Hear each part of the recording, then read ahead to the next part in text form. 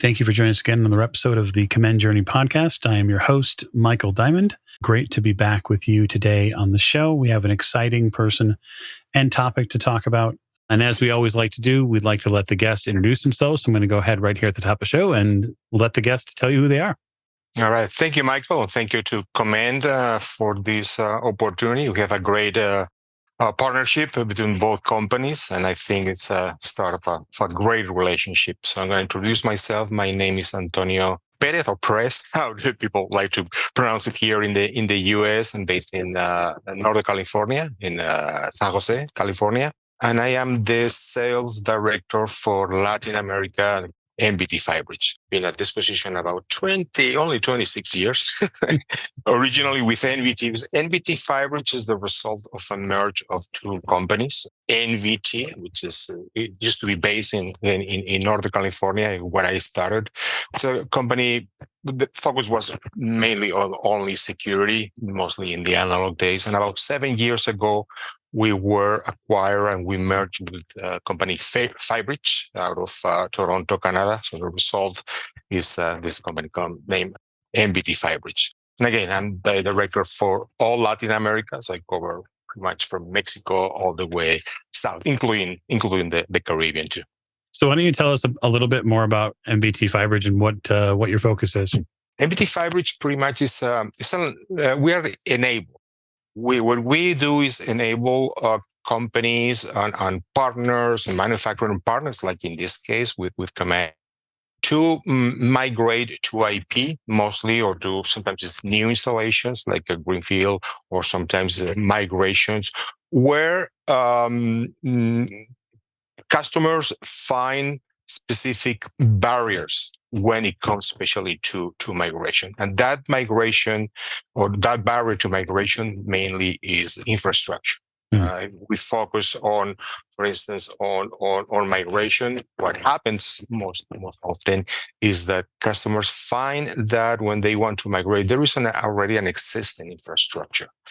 And our focus is all IoT. Okay, cameras can be phones, intercoms, so whatever IoT device that you can imagine. And again, usually customers, they find that they already have an infrastructure. Let's say cameras, they have analog cameras on coax, they want to migrate to IP. So what do we do with all that coax infrastructure? In the case of intercoms, all the old intercoms were based on an analog transmission on two-wire. When those customers want to migrate to IP, the option is either you rip and replace that cable, or you leverage that existing infrastructure. And again, having to rip and replace that existing infrastructure is really costly, materials, new cable, labor. We're talking about disruption.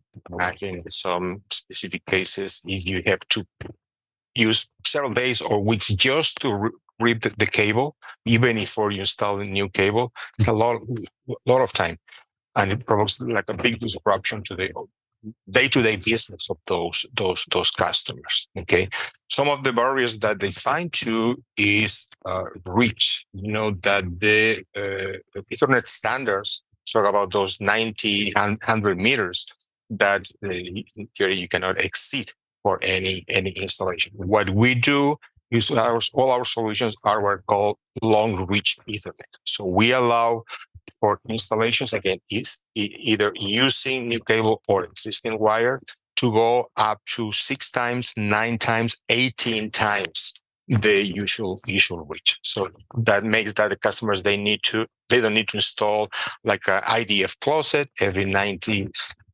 meters times 4 or 5. So those are pretty much the ways that we help those customers for those migrations. Basically, is avoiding all those barriers. We talk with customers pretty often. We've heard stories around the industry of the pain points when it comes to the rip and replace method. So it's nice that there's an option out there where customers don't have to do that. So what does that look like at scale, or maybe not at scale first? What does it look like in the parts and pieces that we would use?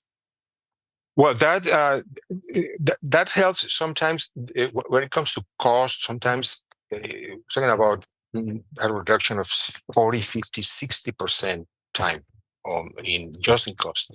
And mostly also, it really shortens the implementation cycles. Okay.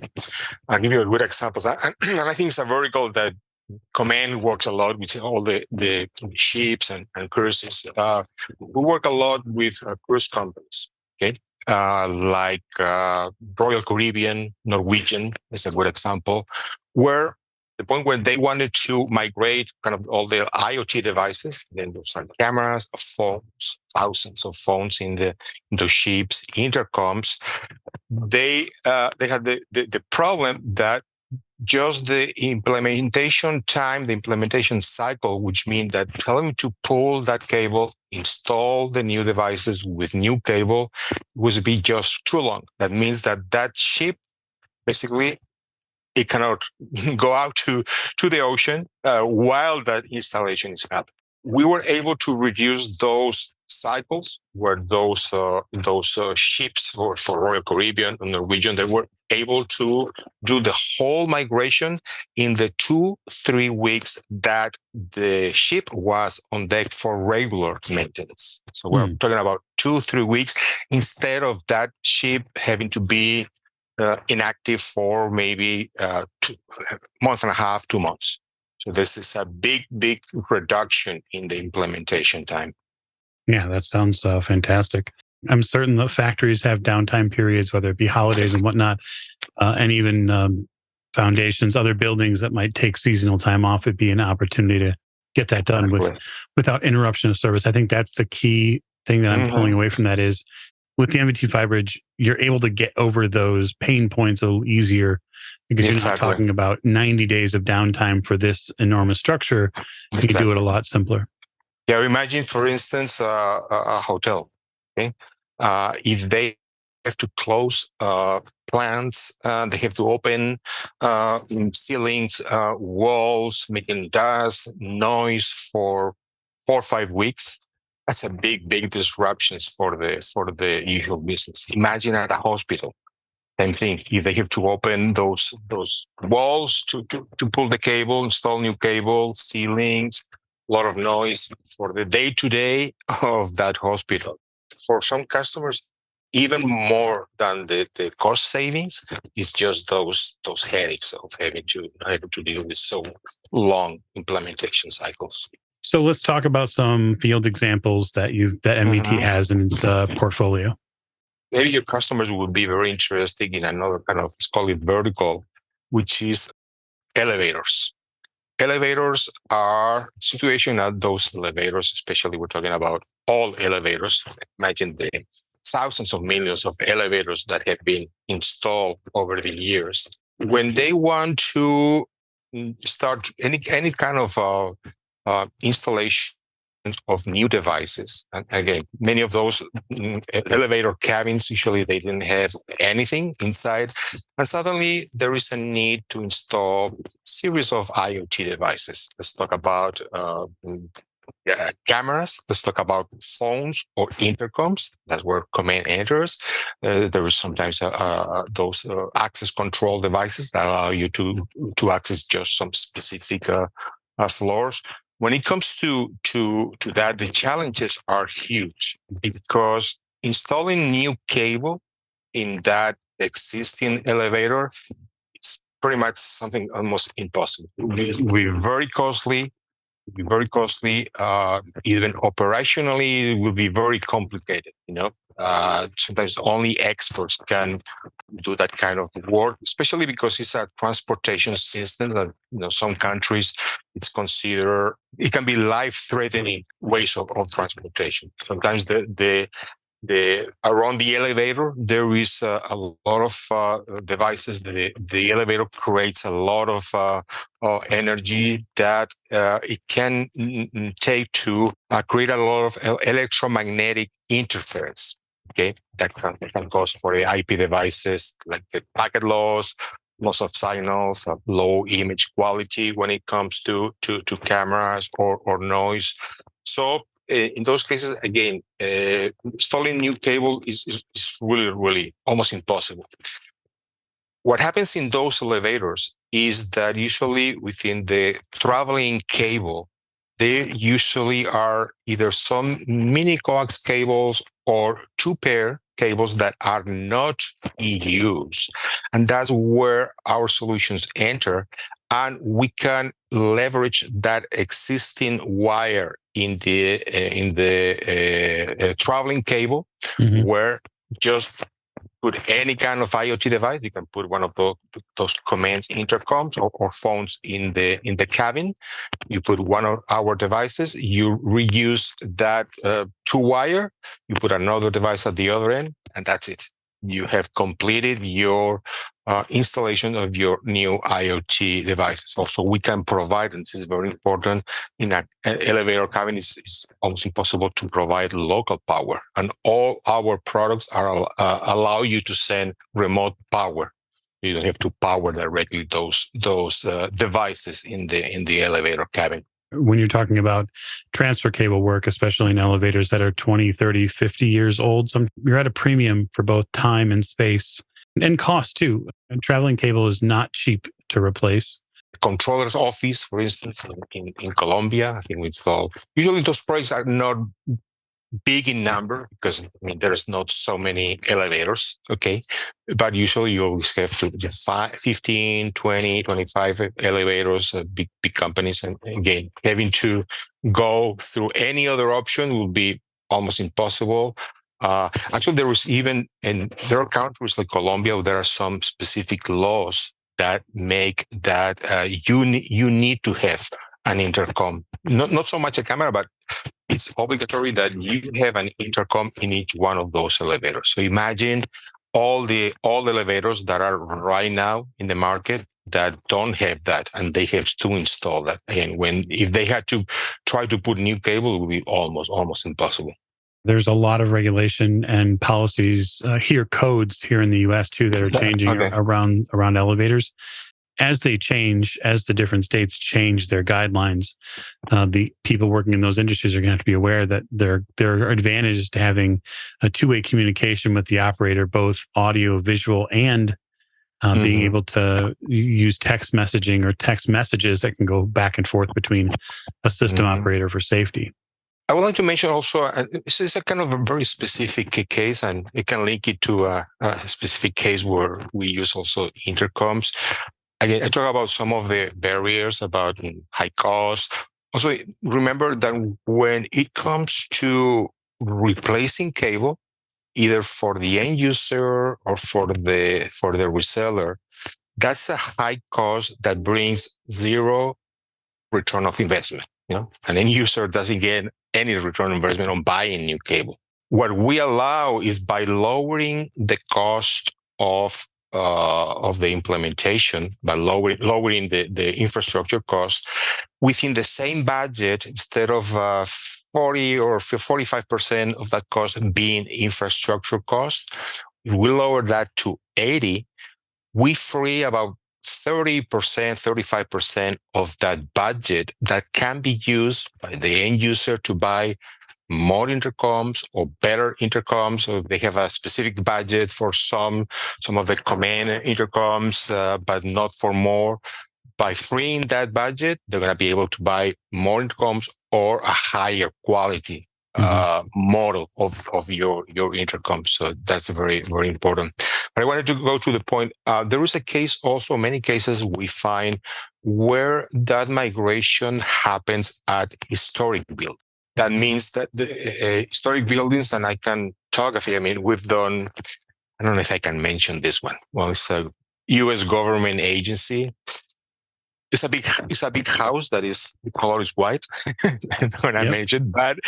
And that's an example where if you try to go and migrate cameras, intercoms, or phones on a historic building, it's going to be really difficult that you get permission to open walls or ceilings or anything. And then a solution that allows you to reuse the existing wire, again, for any kind of IoT device is huge. It's just something that could not be done opening walls and removing that cable within those historic buildings. And we have several cases of that. We just did one, a hotel. I don't remember the name actually. It was in the US. It's a really old building. There's no way you're gonna open a wall here to change the cable. So for them, reusing the cable was the best that they could do. We're talking right now a lot about migrations in the industry, right? Getting off old 2-wire devices because a lot of those 2-wire head ends simply just they're no longer either in service or they're winding down in service. And the idea is not to do something, when you absolutely must to, but be proactive about your sites, understanding that you're going to need time and space to get these projects done. And it's nice having an option, the options that NVT Phybridge offers for our customers and for any customer out there.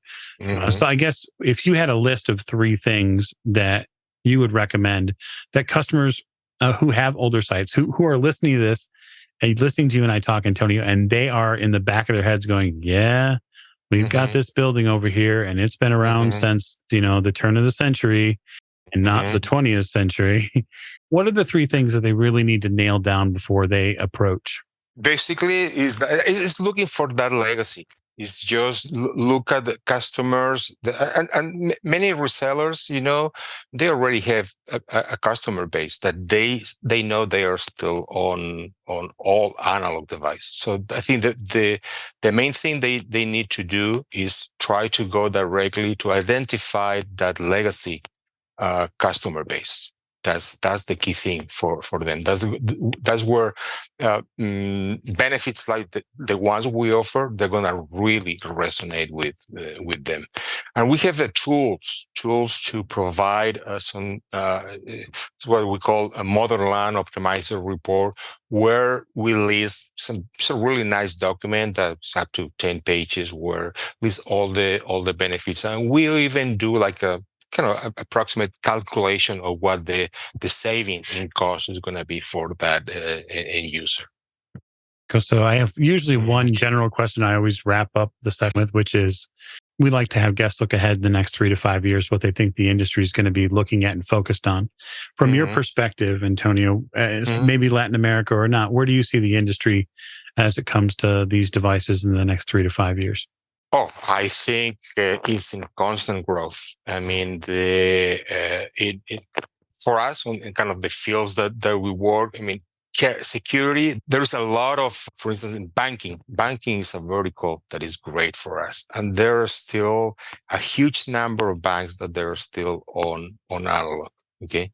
So I see a lot. Intercoms is a great example. We've seen more and more, especially there are a lot of intercoms in the world, but as I said, there's still no IP. I think most of and when you see the migration to IoT, you start to see more, I think, cameras obviously is happening, phones, but I think intercom, it's like a niche that I don't think it has been explored yet. I think the potential for the migration of those systems, I think, is huge. And we have more and more cases are intercom. Before, again, and the old NVT was just cameras, just security. When Phybridge acquired NVT, we added the phones. Okay, we are partners with some of the key phone manufacturers and we have big projects. But now that we're trying to expand to all IoT, I think we have a great potential in IoT devices that have not been explored, like digital signage is another one. Or, for instance, voice or speakers. Speakers, something kind of new. All the speakers that are installed there are still analog. So there's a huge number of speakers, of intercoms that they still need to migrate to IP. That's fantastic. I want to thank you for coming on the Commend Journey podcast, Antonio. It's been great having you as a guest, and we look forward to talking in the future.